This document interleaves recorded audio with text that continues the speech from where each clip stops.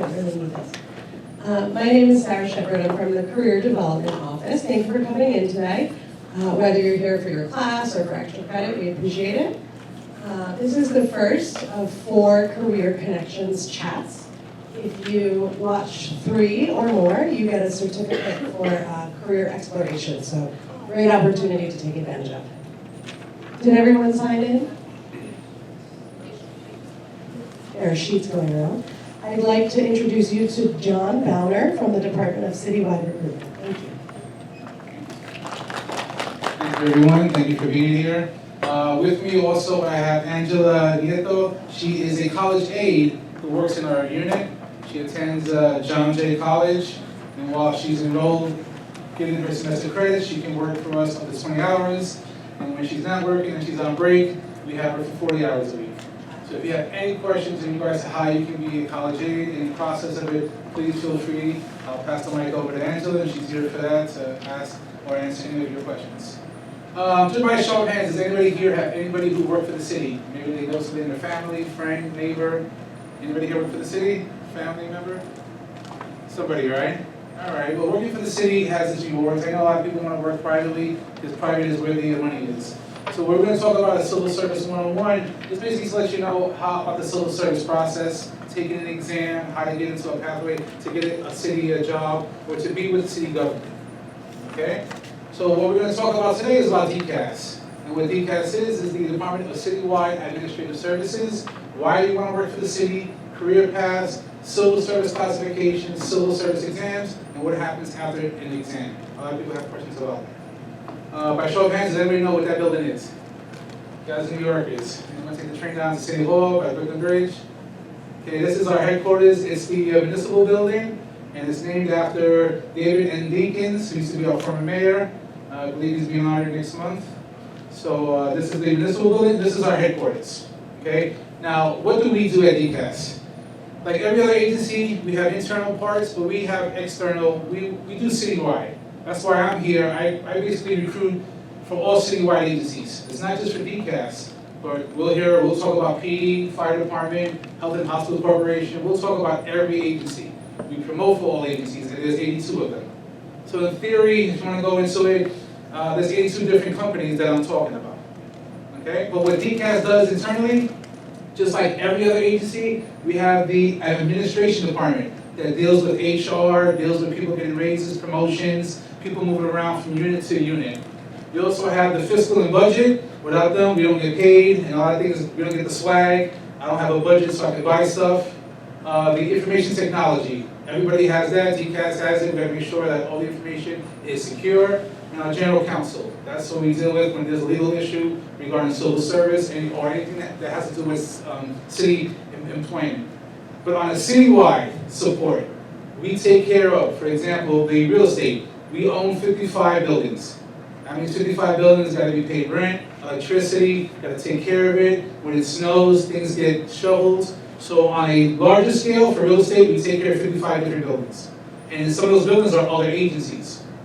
We also do facilities management. We make sure that those 55 buildings are taken care of. That means that the toilets are not clogged, the sinks are working, there's soap inside the dispensers, there's hand sanitizers. So we make sure that everything's taken care of.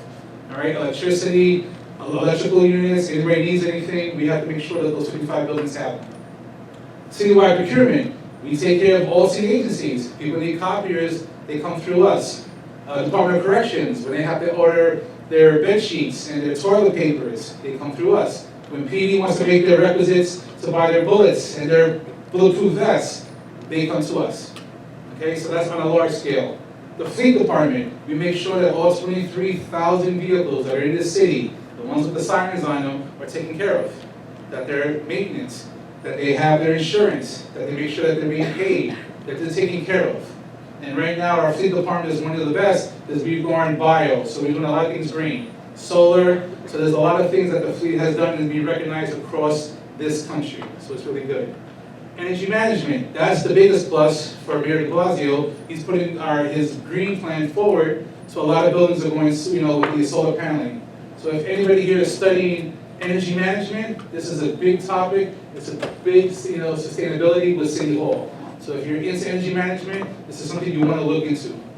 And then of course, human capital. We make sure that if somebody's leaving transportation to come to DCAS, or someone's going from the police department to another agency, we make sure that their stuff is taken care of as far as their title, salary, their seniority. And if someone's being promoted, we make sure everything's taken care of on a human capital level. So yeah, DCAS is kind of busy. We do a lot for the city. What are the benefits of working for the city? Anybody here want to just give me an answer? Pension. Pension, there you go, yeah. That's one thing I look forward to. Anything else working for the city? Benefits. Benefits, all right. You got one person in class, come on. No, nobody here wants to get paid? How about salary? We do have a union, we do have a lot of unions, and they bargain, and they go to City Hall, and they ask for their wants, and they get what they need. But we have salary, competitive salaries are all around for a lot of unions, all right? We also have health and wellness programs and discounts. That's one thing I like in the city. I get a lot of discounts. I get my gym membership paid every 6 months, about $150. So whatever I spend over 6 months, I'm just going to get back 150, which is still fine. Yeah. What else do we have? We also have work with different teams across the city, which is probably the best. You get to network and learn. And I've been working for the city now, oh my God, June will be 24 years. And I've worked with a lot. Before I came to recruitment, I did background investigations. So I worked with a lot of people in a lot of agencies. So I know a lot of people. So that's the one thing you do get is the network. People know who you are. Exciting career opportunities. So you have 82 different city agencies. And there's over 2,000 different subject titles that you can work in. I know there's kind of like a stigma when you say you want to work for the city. I don't want to work for just PD or fire department. I want to work there's other avenues, there's other career opportunities. Okay? And of course, there's free training and room for growth. That's one of the big pluses of working for the city. We have a citywide training center. So any city employee can take any course that they want, whether it's for professional or personal development. I've taken classes that help me deal with my kids at home, and it's paid by the city. I've taken Excel, PowerPoint, anything, public speaking, and it's all paid by your city agency. For our last year, fiscal year, 2018 to 2019, it was 376 city employees, 376,000 city employees took training classes. And it's all paid by their city agencies. So you're working and you're still learning. So that's the one big plus for working for the city. And of course, the pension, like you said up there, job security and career satisfaction, I give back. My mom worked for HHC. She worked as a housekeeper for the for the hospital for 22 years. And because of her, I went to Catholic school and I went to my college. So the city government paid, city employment paid for that. And job security, when you become permanent, you got the union behind you. And like the Department of Education, it's kind of hard to get rid of people. So we do have that. And of course, where do you want to work and where do you go? So before you look for any job, I'm not sure if anyone has ever done this, but when you look for a job, do you look at the company in which you're applying for? Anybody? Yeah. Okay, and you want to know what that company's doing, right? Who they are and what they're about. When you work for the city, that's the best thing to do. Who is Parks? Who is the fire department? Who is IT? Who is the Department of Social Service? Learn about who you want to work for. That's for any company. If you want to work for Google, you want to work for eBay or Amazon, know who they are. Do the background on them. But in each one, you can find different types of career opportunities. Okay? So if you want to do clerical, there's clerical there. You want to do a customer service, you can be a call center rep, an accountant, budget analyst. There's a whole lot. Remember I said there's over 2,000 different subject titles that you can work in. Okay? So don't be limited to what you want to do. And sometimes there's a little statement that sometimes what you learn in college, you don't really apply when you're out there. I studied criminal justice and now I'm doing recruitment. Never thought of that. Never in my life. All right? We'll go on to the next one. What we got over here? So what's exciting that's happening inside the city that has to do with what we're doing and asking for? So the energy management, there's the use of the solar panels on school buildings. That's one of the big ones. And of course with the fleet, you have the solar powered cars. This is one initiative that's really big. So if you're into energy management, definitely do some research with the city as far as that. That's a big plus. All right. You also have over here, I'm not sure if you guys done it, but I remember, I guess the other day I was on the bus, took it from, from Jerome over towards Gun Hill Road. And there was a kid who plugged in his cord so he could charge his phone. And he was such in a hurry that he left and the cord was still in there. And I can see him outside, but that's what we have here. We have these public Wi-Fi areas that people can plug in by the corner. I see people just stand there, plug in for a long time. But this is what we also have, and that's because of the IT. We have those mobile apps. I love them, especially when I want to know if there's any alternate side street parking. You can definitely look them up. The wellness is probably one of the best. I know I was at a information session last week at Legal Hand High Bridge in the Bronx. And I mentioned this, and somebody there said that they did call that number one time when they were having problems at home. So the young lady said, yes, I did call. I couldn't talk to my mom, I couldn't talk to my teacher, but she called that number and she spoke to someone. And this is something that the initiative they have as far as the wellness, and guess what? It sort of helped her at that moment. So there are other initiatives, and of course the PLAZA program. Everyone's probably seen when it comes to the summer, they close up the streets, bless you. They close up the streets, and you can have that at Times Square, Union Square, and that's a good way to just get out there and enjoy the city. But these are some of the initiatives, and for all this comes different types. You're gonna need energy management. You're gonna need project managers. There's a lot of things to do in the city as far as employment. Okay? Career paths across the city. Okay? That's you. Okay? I always put that there. I love that. It's you. Okay? From that, we're going to talk about different ways to get into the city. Number one way is if you don't have any education or experience. You know, some people do have that, don't have anything. But guess what? There are 14 subject titles that don't need any experience or education. Some of them could be clerical aide, city custodial assistant, city park worker, and school crossing guard. There's 14 titles, and in those 14 titles, there's maybe about 700 to about 1,000 employees who work in those titles. Okay? Then we'll move on to the next one. See, I just have a high school diploma, or I have a high school equivalency diploma. So what can I do? There's 25 different, it's about 30 subject titles that you can be a dental assistant, clerical associate, engineering technician, traffic enforcement agent. And in those about 25 to 30 subject titles, there's another 5 to about 15,000 people who work in those titles. Okay? Now we're going to go on forward. What if you're enrolled in college and some kind of university? Guess what? You have internships. Just like Angela, she's a college aide. It will allow you to work part-time during the school year and full-time during school break.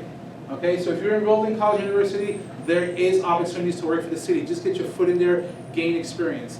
And I think that's the one thing that was lacking when I was back in school. I didn't want to work, I was just doing the internships because I was told to, but there's a way to just get experience. The better experience you have, the better it'll look on your resume. Okay? And then of course, there's a graduate from, if you're a graduate from a college or university, you have the fellowships, you have the entry-level titles that require little to no experience. They just ask for a bachelor's degree or maybe 60 college credits, and that's over 2,000. And that's where everything is, and that's the 376,000 people who work for the city of New York. Okay? So there's different avenues and different pathways. So a lot of people always say, well, I don't have this, but you can still work for the city. Okay? There's 3 ways to get into the city. There's the internships and fellowships. You have job vacancies where you can apply with just a resume and a cover letter. And then, of course, there are the competitive titles. These are the exams that you've got to take, and if you pass and you get called off, you become permanent. These are the 3 pathways that you can definitely get into city government. For as far as the internships and fellowships, the summer internships, they start around May, and they'll last till about September.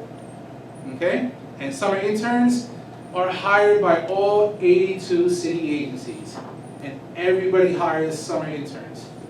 Okay? Because they need people to do, sorry to say it, but the grunt work. Are your summer internships paid? Yes, they are. They are paid. Okay? Yes, and that is it. So they are paid, and it's a lot of fun. You do a lot of work. And from that, you can build a lot. There's a lot of summer interns who started at DCAS that became permanent. There's the places that they worked, and the supervisors who they worked for saw how they worked. And guess what? They kept on coming and bringing them back to a point that they became permanent employees. So that is a pathway. Then you have the Public Service Corps. Anybody here receiving any college work-study grants? Instead of working here, maybe, I mean, this is a nice facility if you want to work here, but say you don't want to work where you go to school. You can then talk to your college work-study coordinator, and you can reach out to our DCAS Public Service Corps, and they'll take that and put you somewhere in city government to work using your grant, and you will get paid. So that's actually pretty good. That's a nice one there. You have the mayor's office internship that you can apply for. I believe, not sure when did the deadline ended for that one. And of course, you got the Civil Pathways Fellowships, usually for CUNY. So there are pathways for you to do that. Okay? This one provides real-life experience. It becomes more marketable. You build on your resume. And how many resumes are you supposed to have? How many? Two, at least two. One is the main one that tells your whole life story. But then there's the one that you're applying for. So if you're applying for a job that's clerical, I don't want to hear about, you know, some engineering job. I want to know what it is that you're applying for. If you're applying for engineering, don't give me something that has to do with chef or cooking. I want to know about the job that you're applying for. So you usually have two. One is the main one and one that you're applying for. Okay? Networking, definitely. You want to start early and get to know people who work in the city. That's the best way. And if people know that you work well, they will definitely remember you. Figure out what you like and what you don't like. I'll be honest. I got my job 2 weeks out of college. I just needed a job so I could help out my mom. I became an investigator with the city, and then I said, all right, I'll stay here. I just like to work. So just put me anywhere, I'll do it. But there are things that you might not want to do. You know, you don't want to work in a mortuary. You don't want to work with homeless services at night from 12 to 8 in the morning. Those are just preferences I don't want to do. Okay? This is the second way that you look for it. If you go to this website, NYC/jobs, this is where you can look for any job that you can apply for with a resume and cover letter only.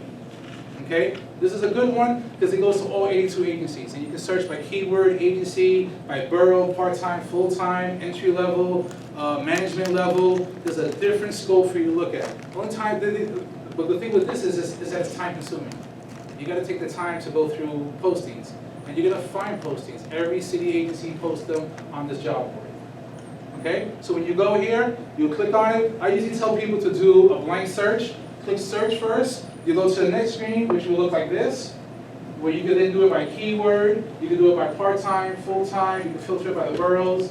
You can do it by job category. And you can look for a job. You can apply just by resume and cover letter.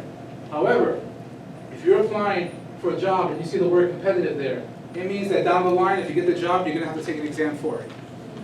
Okay, a competitive title means that an exam is attached to it.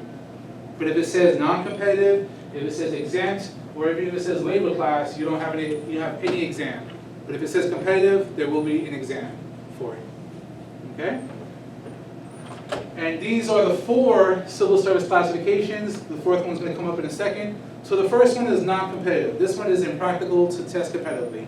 The best example I have for that is to say, for example, I'm a community coordinator and I work with toddlers, and Angela is a community coordinator and she works with the elderly.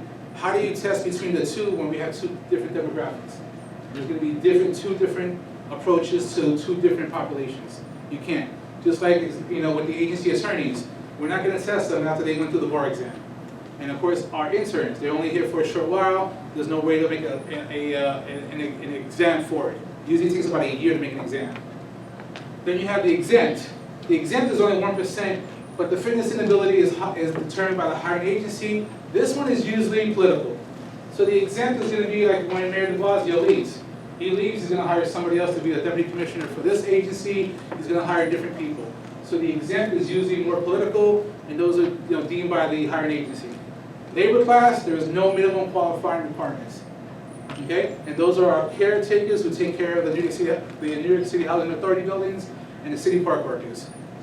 Okay, and then of course the big chunk of it, which is like the big giant Pac-Man over there, 83% of our is competitive, and these are the ones that exams are required. And this is where the fairness comes in there, because yes, you want to make sure that everyone who's going to apply for a competitive title is done equally abroad, so everyone is out. All right. Accountant, computer systems manager, and staff analyst, some of the tests for them. Under the competitive class, that's just a title classification, there's 3 different types of appointments, okay? And I like, all 3 of them are really important, especially the first one. So one appointment that you can have under a competitive title is the 55A. I'm not sure if anyone knows about the 55A. The 55A program is for people with disabilities. Under New York State Civil Service Law 55A, there are 700 positions that are held in the city for people with disabilities. The thing with that is, if you apply under the 55A program, you don't have to take an exam. Okay, but you've got to have a mental or physical disability. Okay? For this one here, it's somewhat similar to a permanent title. You don't take an exam, but you cannot be dismissed under like a provisional status. Okay? You can take promotion exams. And this is another pathway. So we always want to encourage people that if you do have it, if you know anybody, If you're applying for a position with the city of New York, under like a resume, you want to make sure that on your resume or on your cover letter, you actually indicate, I would like to be considered under the 55A program. A lot of hiring agencies will take that out of the pile and look at that because they want to increase their diversity workforce. Okay? Then you have the next one, that if you get hired by cover letter and resume, and you get hired when there's no list available, you are provisional. Now, provisionals are not safe. Let's be honest with that. They're not safe because they're like an at-will title. So at any moment, any hiring agency can dismiss them. That's why when you're a provisional, you want to make sure you take an exam if you're holding that kind of provisional title. Okay? And with this one here, you're unable to take any promotion exams, but you'll have limited, disciplinary rights after 2 years of service. That's why we tell everyone, like today, I held a CS 101 for all provisionals in 4 titles that are in the city, because those 4 titles, all the exams are coming out this month. So I have to make sure that all 220 people who are in those provisional titles take the exams. And one guy asked me today, but if I'm already in the title, why do I have to take it? And I said, because if you don't take it, then the guy who's outside there, who doesn't work for the city and takes the exam and passes it, may bump you out of that title. So you want to make sure for provisional, and that's where we want to get everybody permanent. And this is where appointments are made from the civil service list.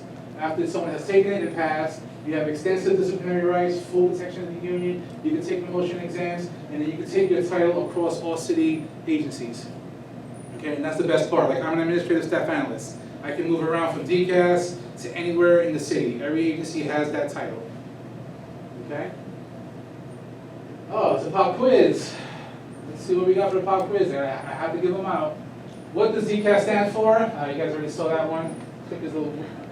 What does DCAS stand for? Let's see. Oh, click this now. Oh, okay, there you go.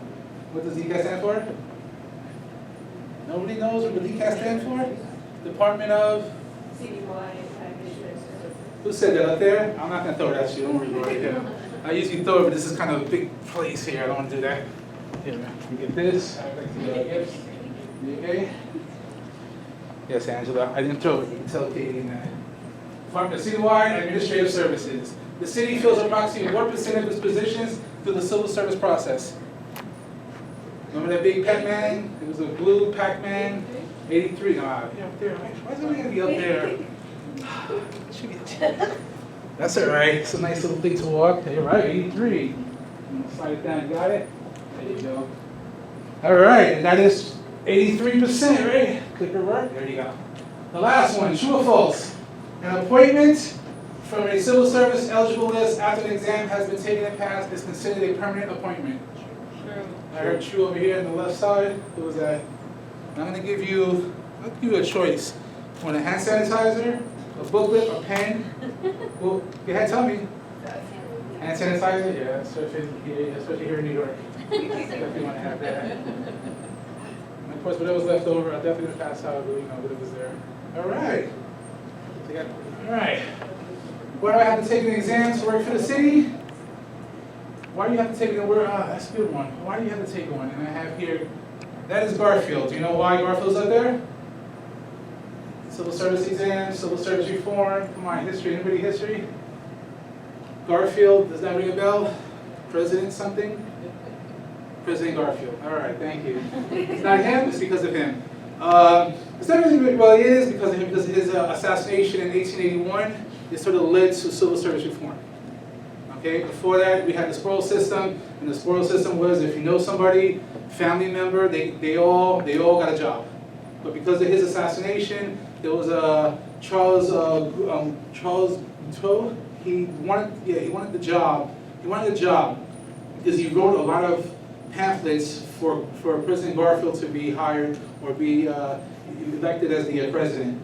He got disgruntled when he kept on getting told, no, you're not going to get the ambassador job, you're not going to get the ambassador job, even though he wrote so many articles to help him. And then when he was at the post office in, I think, Missouri, he shot him. And 2 months later, he passed away, but because of his death, it became the civil service reform. And because of it, we have 83% of our city jobs are filled through the competitive process. It ensures that the hiring process is fair, that ensures that candidates are measured by merit and fitness and not based on political loyalty and faithfulness, ensures job security, and then opportunities for promotion. All right? And how do they work? So open competitive exam is basically open to anyone who meets the minimum qualifying requirement. And that's why I tell city workers, if you're holding a provisional appointment in a competitive class, take the exam, because the guy outside who doesn't work for the city will be taking it. And I've seen people get bumped out. So the open competitive is open to anyone.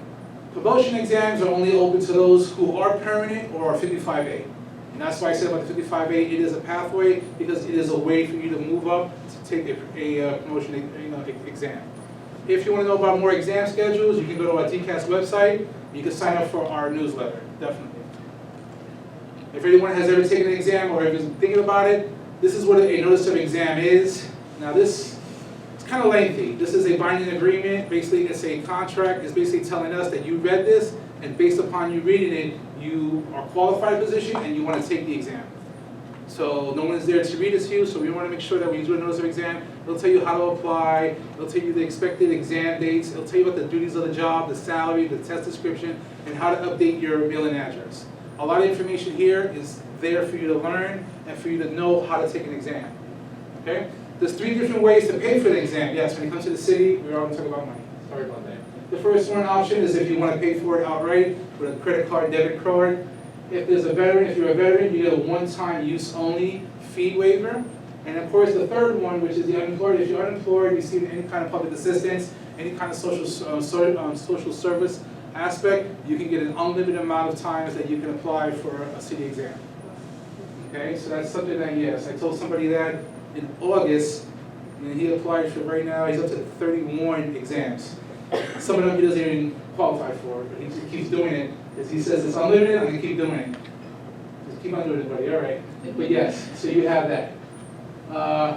What should I expect after I take an exam? And unfortunately, we're not on the train marking off test papers with a red pen.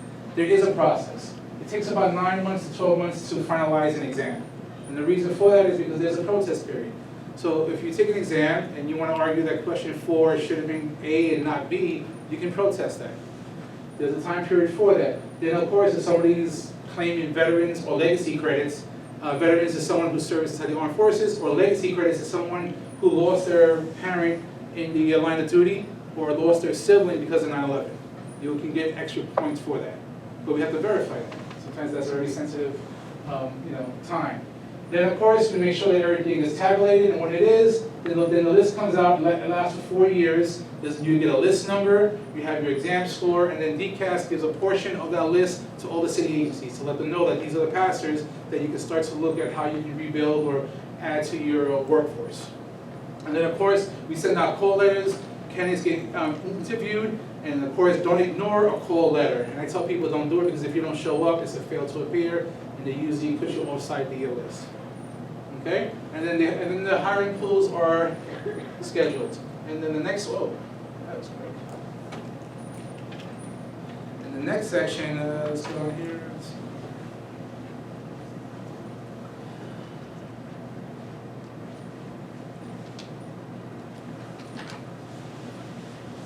The next section is